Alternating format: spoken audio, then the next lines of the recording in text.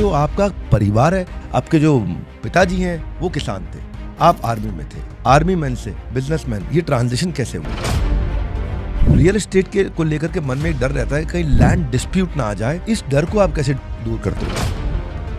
2007 में ढोलेरा लॉन्च हुआ, सिंगापुर बनाने का एक आइडिया आया। अब मोदी जी कहते हैं मेरा स्पीड और स्केल तो कोई मैच नहीं कर सकता है। मेरा स्केल और स्पीड वाला मामला तो रहता ही हर चीज में। लोगों के मन में सवाल आता है कि अभी तक कंप्लीट क्यों नहीं हो पाया।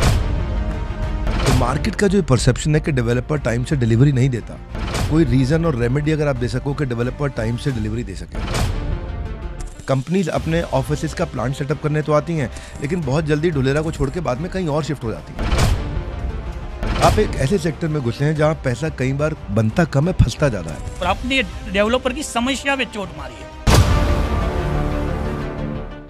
कई बार रियल एस्टेट एक रियल स्ट्रेस बन जाता है, क्योंकि लोग कहते हैं कि इसमें पैसा फलता कम है, फंसता ज्यादा है, रिटर्न के बदले केवल रिस्क मिलता है। लेकिन अब बस आज सारे ब्लॉक्स को अनब्लॉक करते हैं, एक ऐसा ज्ञान देते हैं आपको जो ज्ञान नहीं गेन देगा। नमस्कार, मैं Vivek Bindra, founder and CEO badabusiness.com। आज के स्पेशल पॉडकास्ट में रियल एस्टेट का संपूर्ण ज्ञान, और हमारे गेस्ट हैं मोदी जी के ड्रीम प्रोजेक्ट ढोलेरा से आए हैं, और ढोलेरा पे इन्होंने काफी काम किया है। रियल एस्टेट की इनको काफी नॉलेज है, काफी एक्सपीरियंस, एक्सपर्टीज है, और इनसे रियल एस्टेट की डेप्थ को पकड़ेंगे। ये एक्स आर्मी मैन है, बहुत साल इन्होंने आर्मी में काम किया, फाउंडर है आरएससी ग्रुप के। इनका नाम है रामराज सिंह जी।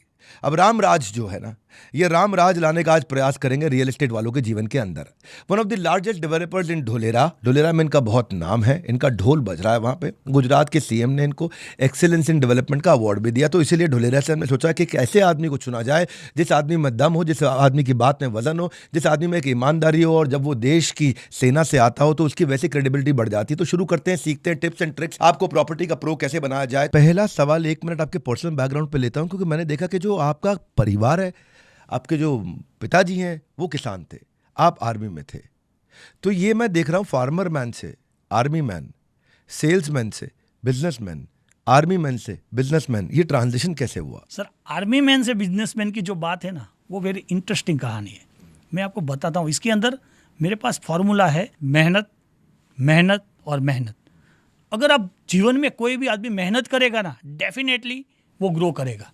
और मैंने अपने जीवन में बहुत मेहनत किया है सर। मेहनत करने से क्या है, जब आप किसान थे तो आपको मेहनत करना ही पड़ेगा। और जैसे जैसे आदमी बड़ा होता जाता है, तो जब जवानी आती है तो ऐसे लगता है कि भाई मैं देश की सेवा करूंगा। मैं नहीं, आज देश की ज़्यादातर यंगेस्ट जनरेशन यही सोचती है कि मैं भारत देश की सेवा करूंगा। और मैंने भी सोचा और मैंने ट्राई किया और भारतीय सेना में ज्वाइन हो गया। उसके बाद मैंने 16 साल बहुत अच्छे एल्टीट्यूड, अच्छे तरीके से सर्विस किया, और बहुत भारत देश की सेवा करने में मेरे को मजा आया। कितना साल आपने बताया? 16 साल। सर, मैंने 16 साल नौकरी किया भारत देश की। उसके बाद मैं रिटायर्ड हुआ सर। मैं धौलेरा का तो था ही। अच्छा, आप ढोलेरा से ही है? यस सर, मैं धौलेरा से हूँ। धौलेरा तहसील है और टाउन पूरा है। जो SIR बना, जो 22 विलेज 22 विलेज मिलके बना हुआ है ढोलेरा। Yes sir, Dholera. तो मैं वहीं से हूँ। बहुत अच्छी अपॉर्चुनिटी थी, और मोदी जी का ड्रीम प्रोजेक्ट था। तो फिर मैं वहाँ अपना बिजनेस एस्टेब्लिश किया, और आज मैं अच्छे लेवल पे हूँ, आपके सामने। आप लोकल वहीं से हैं? Yes sir. तो लोगों का थोड़ा सा मेरे को लगता है, शायद हो सकता है कि विश्वास आप पे ज़्यादा भी होता हो, क्योंकि आप वहीं के हैं, कहीं जाएंगे नहीं, पहले से रह रहे हैं वहाँ पे। पर बिजनेस जो है ना, ये डिफ़िकल्ट बिजनेस है राजा राम जी। मैंने जो नोटिस किया ना, आप एक ऐसे सेक्टर में घुसे हैं जहाँ पैसा कई बार बनता कम है, फंसता ज़्यादा है। आप ऐसे सेक्टर में घुस गए जहाँ एवरेज पे बैक पीरियड, पैसा कब लौटेगा, जनता के लिए बता दूं, पे बैक पीरियड का मतलब होता है पैसा जितना लगाया है। जैसे रिटेल में 2.5 साल में लौट आता है, IT SaaS में 3 साल में लौट आता है, फार्मा में 5 साल में लौट आता है। रियल एस्टेट के अंदर कभी कभी 10 साल से ऊपर का पे बैक पीरियड है। जब पैसा हाथ में रहेगा ही नहीं तो पैसा बनेगा कैसे? बिल्कुल सही बताया सर। रियल एस्टेट सेक्टर में हर एक डेवलपर, अपने डेवलपर की समस्या पे चोट मारी है। मैं बता रहा हूँ, पहली बात कि अगर पैसा हाथ में रहेगा ही नहीं तो पैसा बनेगा कैसे? अब इसके लिए मेरे पास 3P का फॉर्मूला है। 3P? Yes sir. सबसे पहले है प्लानिंग। आपको प्रॉपर प्लानिंग करनी पड़ेगी। मतलब जो आपने बताया कि जो ये फंड का प्रॉब्लम है, जल्दी पैसा निकलता नहीं है, तो आपको आपका फंड अरेंज करके कहाँ से आएगा, कितना प्रोजेक्ट हम करेंगे, उस पूरे प्लानिंग को आपको फेज करके आपको पूरा प्लानिंग बनाना पड़ेगा। दूसरा P है फेज वाइज बनाओ। फेज वाइज बनाओ, इकट्ठा शुरू मत। यस, इकट्ठा मत। अगर आपको 100 बंगलों का प्लान है तो आप क्या करो, पहले 10 बंगलों बनाओ, उसको डिलीवरी दो, और उसके बाद 10 के बाद आपके पास पैसा आएगा, आप 20 बंगलों का प्लान करो, तब आपके पास पैसा आएगा 40 बंगलों, मल्टीप्लिकेशन में काम होगा। और तीसरा पी है सर प्री बुकिंग। आप जब बिजनेस करते हो तो आपके पास जैसे कोर टीम आपके पास होती है, जब आपके कोर रिलेटिव होते हैं, जैसे आपके कोर फ्रेंड होते हैं, ऐसे आपके कोर कस्टमर भी होते हैं। जब आपके पास एक बड़ा कस्टमर का नेटवर्क हो तो उनमें कुछ कस्टमर कोर कस्टमर होते हैं जो आपका प्रोजेक्ट को लॉन्च होने से पहले ही उसको पता होता है, उसको सब कुछ पता है। उसको वो बोलेगा भाई रामराज भाई या RSC ग्रुप आपके पास जो नया प्रोजेक्ट कौन सा आ रहा था, हम बताते भाई नया प्रोजेक्ट आ रहा है। अगर हम कोई प्लॉट को 10 लाख में बेच रहे हैं तो हम उसको 9 लाख में दे देंगे, उससे आपको फंडिंग मिल जाएगी। तो ये चीज़ बहुत इजी रहेगी अगर आप ये 3 P का इस्तेमाल करोगे। एक बता आपने ठीक से प्लान करो, दूसरा फेज वाइज बनाओ, इकट्ठा मत बनाओ, और जितना प्री बुकिंग से पैसा इकट्ठा कर सको। क्या बात है, वेरी गुड। मैं भी अपने बिजनेस में ऐसे इंप्लीमेंट करता हूँ। जब मैंने शुरू में बिजनेस किया तो आपको पता है कि इतना आर्मी वाले का पैसा आएगा कहाँ से? Yes sir. प्रॉब्लम क्या है, जो वेंचर कैपिटल होता है, प्राइवेट इक्विटी होता है, जैसे हमारे मोहित गुलाटी जी आए, आप लोग सब जानते हैं, आप लोगों ने हमारा फाइनेंशियल फ्रीडम का सीरीज देखा होगा। I don't prefer to invest in real estate sector. Cash का क्रंच होता है, मैंने हाई पे बैक पीरियड आपको बता ही दिया है, लेट पैसा आता है। दूसरा रेगुलेटरी चैलेंजेस बहुत हो गए हैं, सरकारी नियम कानून बहुत ज़्यादा हो गए हैं। तो रियल एस्टेट में देर सवेर क्या होता है, कस्टमर तो मिल जाता है लेकिन फंडिंग के लिए इन्वेस्टर नहीं मिलता है, और इंटरेस्ट रेट हाई होता है अगर कोई लोन देने आता है। तो भाई लोगों, आपकी तरफ से सवाल पूछ लेता हूँ, ऐसे कैपिटल इंटेंसिव सेक्टर में जिसमें बहुत पैसा लगता है, राम जी कैपिटल लाए कहाँ से? सर ऐसे कैपिटल का प्रॉब्लम काफ़ी डेवलपरों को हो रहा है इस मैटर में। तो इसके लिए भी मेरे पास फॉर्मूला है। मतलब मैं आप फॉर्मूला मैन लग रहे हो। Yes sir. मैंने अगर कोई भी बिजनेस आप शुरू कर रहे हो तो आपके पास उसकी प्लानिंग होनी चाहिए, तो आप उसके फॉर्मूला में याद कर लो। कैपिटल इंटेंसिव सेक्टर के अंदर सर आपको 3 F का ख्याल रखना पड़ेगा। उसके अंदर सबसे पहले आता है आपका फैमिली। आपकी फैमिली होगी, आपने देखा होगा श्रीमती जी या गृहिणियों ने कोरोना में बहुत छुपा के पैसे निकाले। तो फैमिली से पैसा इकट्ठा कर लो। यस। अगर आपकी मौसी, बुआ, फूफा, मामा और रिलेटिव में जो भी है जिसके पास थोड़ा बहुत पैसा है, भाई उसको दे दो, मेरे को दे दो, आपके पास पढ़ाई है, अच्छा पैसा मिल जाएगा, उसके साथ भी उनको ज्वाइन कर लो। दूसरा, फ्रेंड है आपके पास, कोई नौकरी कर रहा है, कोई धंधा कर रहा है, साला बैंक में पैसा पड़ा है, मिल नहीं रहा है, 4% इंटरेस्ट मिल रहा है बैंक में वो तो कोई काम का इतना मिलता नहीं है, तो उसको बोलते भाई तू मेरे को दे दे, अच्छा कमा के देंगे, तो आपको वहाँ से ही पैसे आ जाएंगे। उसके बाद हो गए आपके तीसरा जो ऐप रहेगा वो आपके पास जो ऑलरेडी फुल है, जिसके पास बहुत पैसे, पैसों से फुल हो रखे हैं। अच्छा, फुल नहीं? यस, फुल, पैसों से फुल। मतलब उनको पता नहीं कि पैसा लगाए कहाँ, या पता भी है तो टाइम नहीं है, और टाइम भी है तो उसके पास ऑनेस्ट पहचान में 2-4 ऐसे निकल ही आते हैं। यस बिल्कुल सर। अगर टाइम है उसके पास तो लगाने का उसको उतना टाइम नहीं मिल रहा है, और टाइम भी अगर मिल रहा है तो उसको अच्छा आदमी नहीं मिल रहा है, तो बोले भाई फौजी भाई ये लो पैसा मेरा, लगा दो कहीं। वाह, एक तो आप फॉर्मूला मैंने अच्छा लग रहा है, लेकिन पता है क्या है, डेवलपर्स के साथ में थोड़ी कड़वी बात बोलूं। Yes sir. डेवलपर्स के साथ में एक चुटकुला भी है। डेवलपर बोलता है कि दिवाली पे पोजीशन दूंगा, कस्टमर पूछना भूल जाता है कि कौन सी दिवाली पे देगा। अब ये केवल चुटकुला नहीं है, ये डेवलपर के लिए एक बड़ी चुनौती है। आप सारे कस्टमर्स की तरफ से पूछ लेता हूँ, प्रोजेक्ट डिले होता है तो उसमें फंडिंग, लीगल, लैंड डिस्प्यूट, और जब प्रोजेक्ट डिले होता है तो उसका इम्पैक्ट 3 चीज़ों पे होता है। एक, टाइम, दूसरा स्कोप, तीसरा कॉस्ट। टाइम लंबा हो जाएगा, स्कोप जो स्विमिंग पूल बनाना था बना के नहीं दिया, 5 बालकनी बोली थी 4 बालकनी बना के दे दिया, इसके अलावा टाइल जो बोली थी इतनी महंगी लगाऊंगा, सतवारियों लगाऊंगा, हल्की टाइल लगा दिया ला करके, कोई पकड़ा मोरबी में छोटा आदमी। और फिर फाइनली कॉस्ट, भाई जो मेरे को बेचना था 30 लाख में और मेरे को पड़ रहा था 22 लाख का, अब वो मुझे पड़ जाता है 29 लाख का, तो पैसे बचता नहीं है। तो मार्केट का जो परसेप्शन है कि डेवलपर टाइम से डिलीवरी नहीं देता, उसके कोई रीजन और रेमेडी अगर आप दे सको कि डेवलपर टाइम से डिलीवरी दे सके। सर डेवलपर को टाइम से डिलीवरी देने के लिए उनके पास आपके जो सवाल है उसी के अंदर है। जैसे उसके अंदर फंडिंग का उनको प्लानिंग करना पड़ेगा। सबसे पहले उसको डेवलपर को फंडिंग का प्लानिंग करना पड़ेगा कि जब वो कोई प्रोजेक्ट ला रहा है तो वो जो फंड की बात कर रहे हैं, आने वाले समय में महंगाई बढ़ेगी, उनका पूरा प्लान बनाना पड़ेगा कि मैं कितने टाइम में इस प्रोजेक्ट को मैं डिलीवरी कर पाऊंगा। तो सबसे पहले उसका फंडिंग की प्लानिंग हो जाएगी। उसके बाद उसका जो लैंड है उसके बारे में उसको प्लानिंग हो जाएगी, कौन से जोन में कौन सा अप्रूवल लेना है, उनका प्लानिंग हो जाएगा। तीसरा कि जो उसको कंस्ट्रक्शन कंपनी उसको मिलती है, मतलब बहुत बार क्या होता है कि एक जो डेवलपर है उन्होंने किसी कंस्ट्रक्शन कंपनी को दिया, वही काम पूरा करके नहीं दे रही, तो आपको जो कंस्ट्रक्शन कंपनी आपके लिए चूज़ करते हो वो कंस्ट्रक्शन कंपनी एक नंबर होनी चाहिए, उसके रिव्यू रिकॉर्ड्स ये सब आपने खुद ने चेक किए हुए चाहिए, आपके साथ उनके एक्सपीरियंस होना चाहिए। जब कस्टमर को भी आप जब डिलीवरी देते हो तो 2 महीने अर्लियर बात करनी है। अगर मानो आज आपने बता दिया कि मैं आपको मई में डिलीवरी दूंगा, आप उसको मार्च में अपने काम खत्म करने का प्रिपरेशन रखो। और अगर आपका काम मई में खत्म हो रहा है तो आपका जुलाई में उनको पोजीशन देने की बात करो। तो आपको अपना भी थोड़ा टाइम रख के उससे बात करनी है।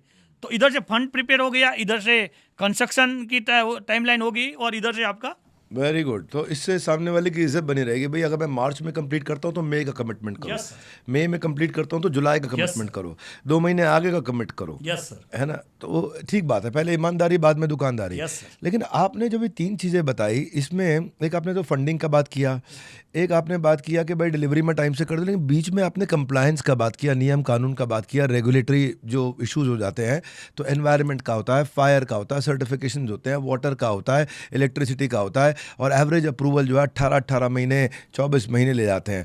तो सिंगापुर में ये 3 से 6 महीने में हो जाता है, सिंगल विंडो रहता है। रियल एस्टेट की फर्म ऐसी क्या तैयारी करे कि अप्रूवल तुरंत मिले, टाइम से मिले, ताकि अप्रूवल के चक्कर में लेट ना हो जाए कुछ? सर अप्रूवल की अगर बात कर रहे हो ना, तो अगेन आप मेरे को फार्मूला मैन बोलोगे।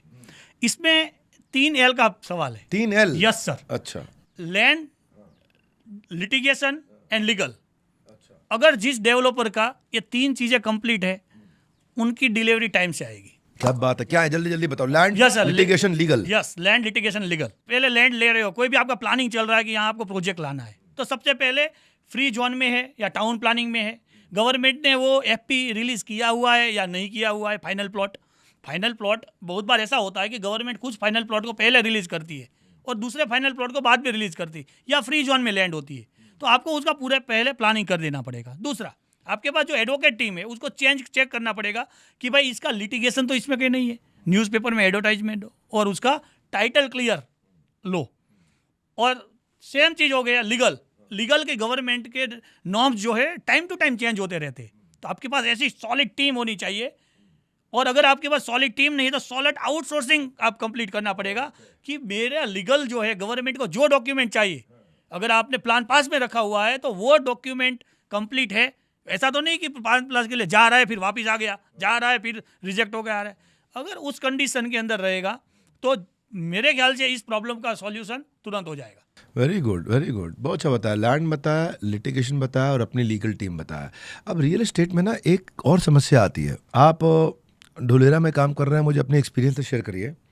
लेबर का जो शॉर्टेज है, मैंने देखा है कि हीरानंदानी ग्रुप के जो मैनेजिंग डायरेक्टर हैं, जिनका नाम है निरंजन हीरानंदानी, वो कहते हैं अगर मेरे को 100 स्किल्ड चाहिए तो 20 ही मिलते हैं। अब मैन पावर मिल जाती है पर स्किल्ड नहीं होती, और अगर स्किल्ड चाहिए तो पूरी नहीं मिलती। अब समस्या ये है कि अब ये हमारे यहाँ पे नोएडा में, दिल्ली के पास में गौर ग्रुप बहुत काम करता है, मनोज गौर, वो कहते हैं कि ओवरऑल 25% तो स्किल्ड मैन पावर का भी मिलती ही नहीं है। मिलती है तो अपने बीच बीच में छुट्टी बहुत लंबी ले लेती है। कभी छठ पूजा होता है, कभी दिवाली होता है, कभी होली पे जाना होता है, दिहाड़ी मजदूर होता है, लंच ब्रेक में गायब हो जाता है, शाम को 5 बजे से पहले गायब हो जाता है, बिना बताए छोड़ के चला जाता है। तो लेबर की प्रॉब्लम को आप कैसे सॉल्व करते हो? रियल एस्टेट डेवलपर को कैसे देखना चाहिए? सर लेबर की प्रॉब्लम के लिए भी मैं आपको 3 चीज़ अगेन बताऊंगा। अच्छा। Yes sir. ये 3 का बड़ा सिस्टम है आपका, ब्रह्मा विष्णु महेश। Yes sir. अगर 3 चीज़ों से याद रखोगे तो आपको पूरा प्लान समझ में आ जाएगा कि हमको कैसे आगे बढ़ना है, अगर जीरो से हीरो कैसे बनना है, ये चीज़ें आगे जाके काम में आएगी।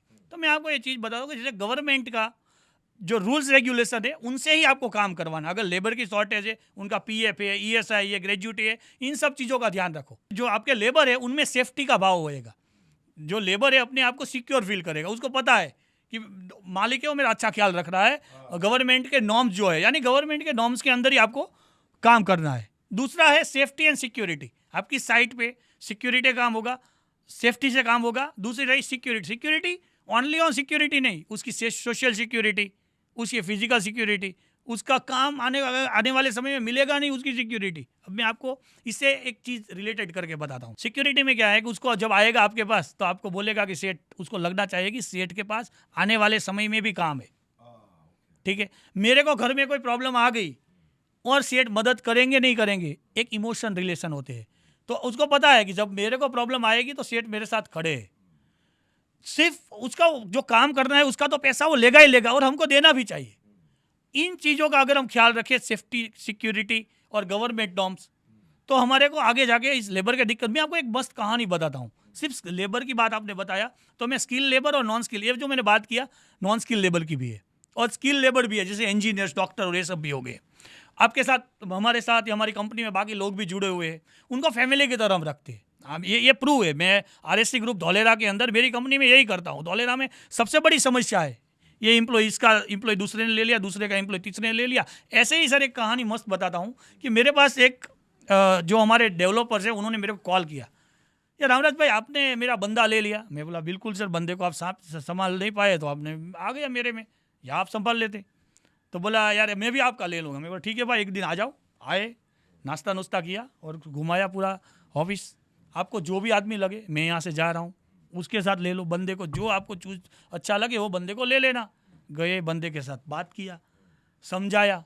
सर उसको एक भी बंदा मिला नहीं, क्योंकि जो आरएससी ग्रुप का आज तक का इस बात के लिए जो एक साथ जुड़ गया वो लंबे समय तक टिकता है। आप परिवार की तरह रहते यस हैं। सर, परिवार के। हमारा एक और सिस्टम है सर, हम सब आज की डेट में भी, मैंने ये चीज़ मेरे फौज से सीखी हुई है कि संतरी से लेके मंत्री तक एक ही थाली पे खाए, मतलब एक ही टेबल पे खाएंगे। मतलब अगर मैं कंपनी का सीईओ हूँ और मेरे यहाँ ड्राइवर है या प्यून है या मेरे बीडीएम है, बाकी सेल्स टीम है, हम साथ में खाते।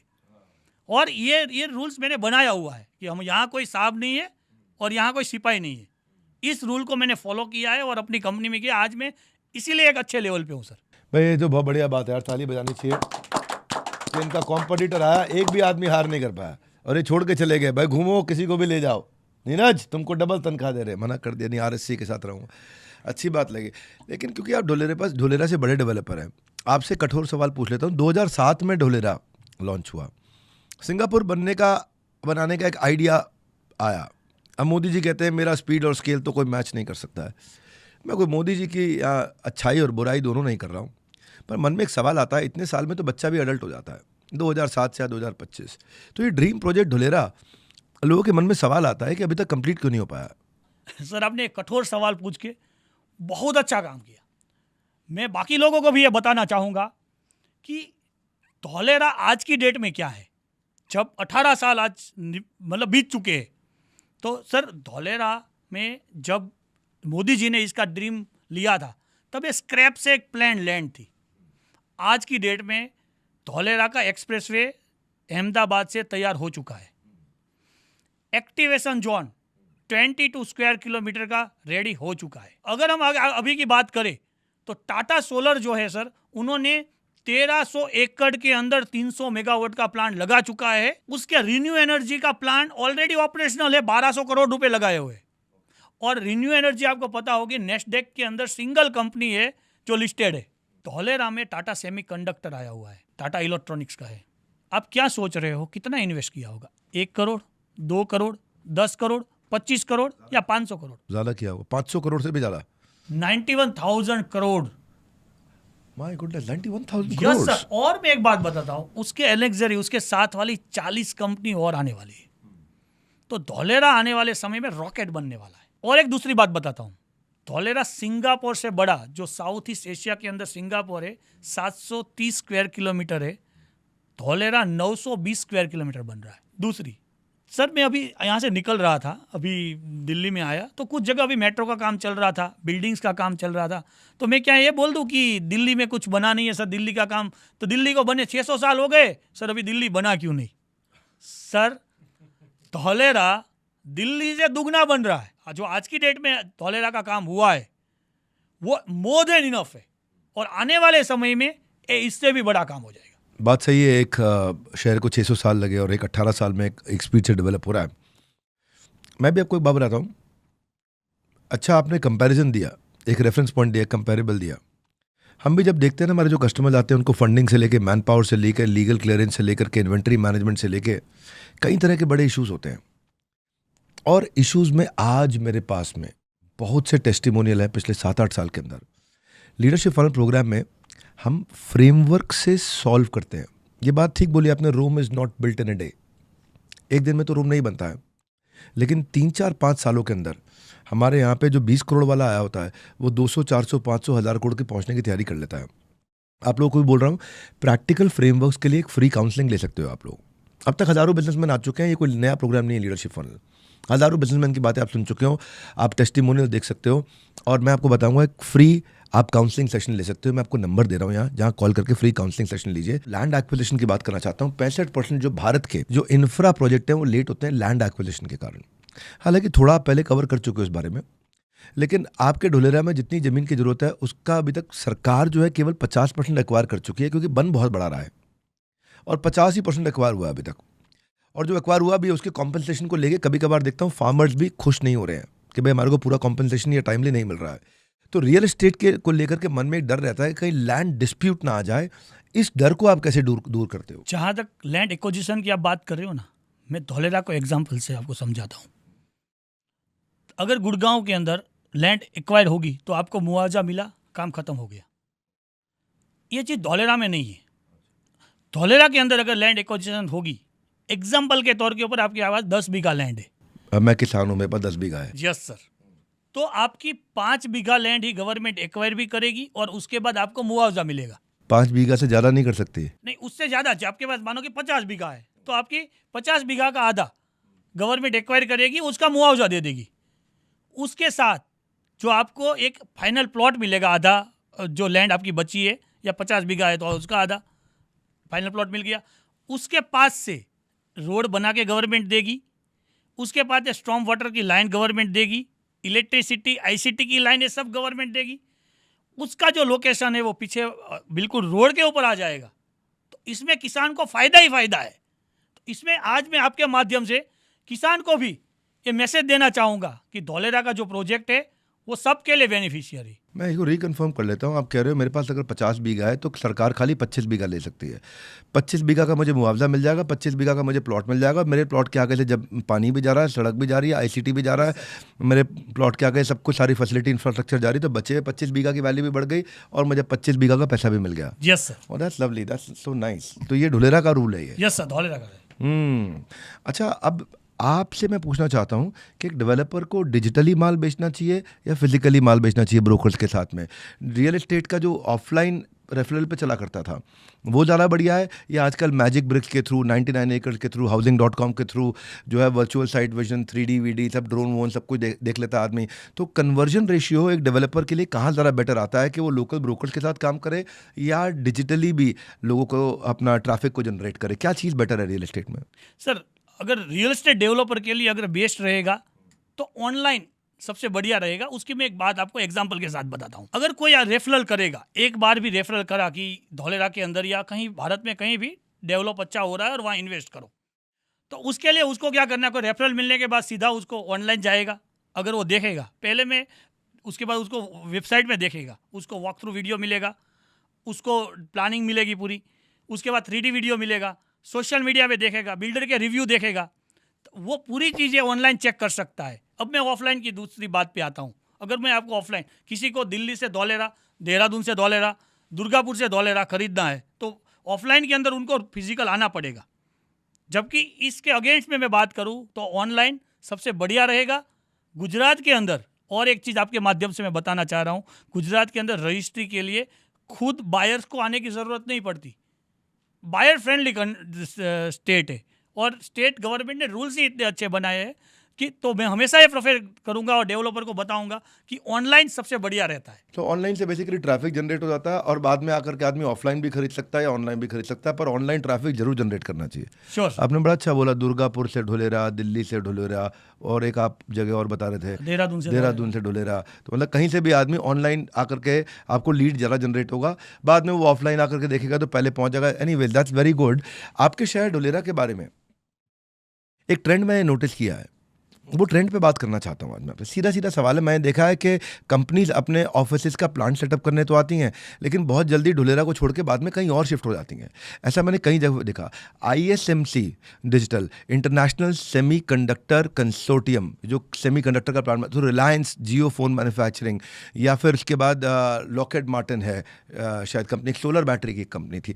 तो जब बड़े कॉर्पोरेट ढुलेरा को लेकर के इतने बेयरिश हैं, यानी कि उसको लेकर ढुलेरा को छोड़ रहे थे, तो रियल एस्टेट डेवलपर को इतना कॉन्फिडेंस क्यों, अगर बड़ी कंपनियों ने छोड़ा है ढुलेरा को? तो सर, रियल एस्टेट डेवलपर की कॉन्फिडेंस की अगर मैं आपको बात करूं, उससे पहले मैं आपको एक थोड़ी कहानी पे ले जाऊंगा पीछे। अभी मैं बाहर से आ रहा था, दिल्ली में एंटर हो रहा था, तो मेरे को मेरे घर से फ़ोन आया।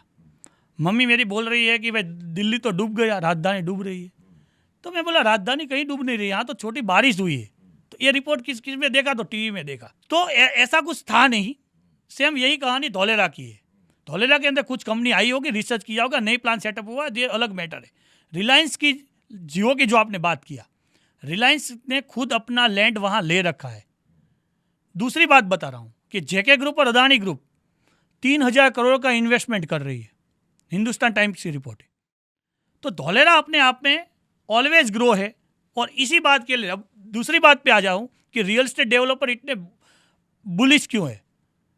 आज मैं आपके माध्यम से बताना चाह रहा हूँ कि आज से 10 साल पहले जिस चीज़ का रेट, मतलब जिस लैंड का रेट 700 रुपये था ना सर, आज उस लैंड का रेट 7000 रुपये है। 10 गुना बढ़ गया है। Yes sir.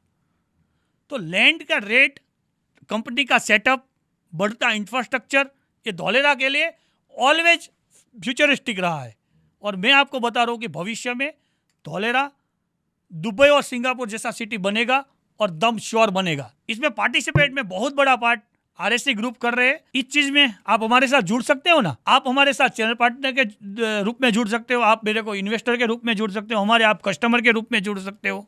तो ये बहुत बड़ी चीज़ है। और आने वाले समय में धौलेरा डेफिनेटली सिंगापुर बनेगा। आने वाले समय में धौलेरा सिंगापुर बनेगा। वेरी वेरी एस्पिरेशनल और काफ़ी आप होपफुल हैं। अच्छा लगा मुझे आपसे मिलकर के। आप आर्मी से आकर के बिजनेस को बिल्ड कर रहे हैं, इतना काम आप कर रहे हैं। रियल एस्टेट का कम से कम पूर्ण, संपूर्ण या कुछ एक अच्छे वॉल्यूम का ज्ञान आपको ज़रूर मिला होगा। इसे एक बार देखो, मौका लगे दूसरी बार देखो, समझ में भी आएगा, रिटर्न भी आएगा।